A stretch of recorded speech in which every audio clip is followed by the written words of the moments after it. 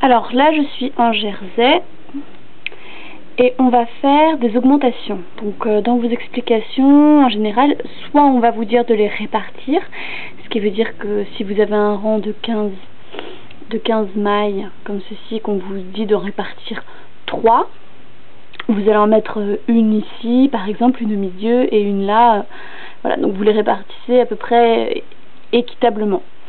Donc quelquefois on va vous dire de les faire à 2 mailles des bords, donc voilà, donc vous suivez à peu près, et en général c'est le même type d'augmentation, ce sont des augmentations intercalaires torse.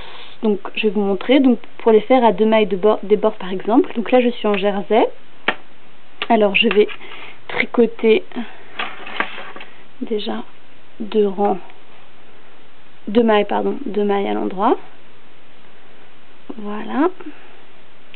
Ensuite, je vais, alors voilà, donc on va le faire à ce niveau-là.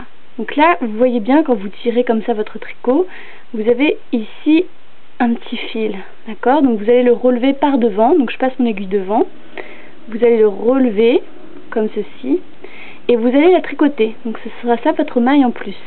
Et vous n'allez pas la tricoter donc comme ceci à l'endroit, mais vous allez la tricoter par le brin arrière. C'est ça qu'on appelle tricoter par le brin arrière en fait.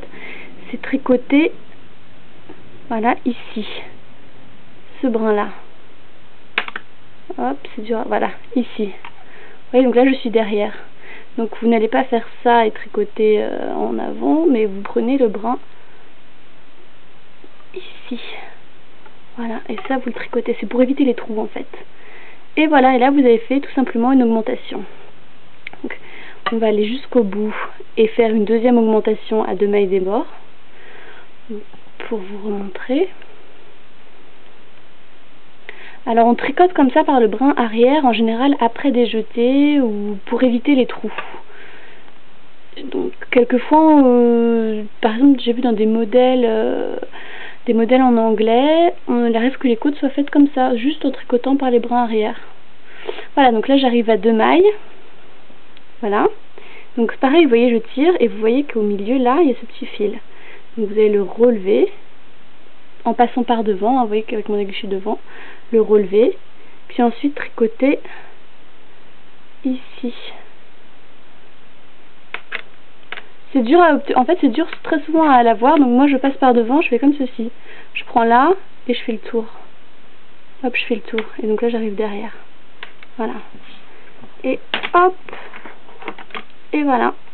Et donc là j'ai 2 mailles de plus sur mon rang, puisque vous en avez créé 2. Donc si je compte, je devrais en avoir 17.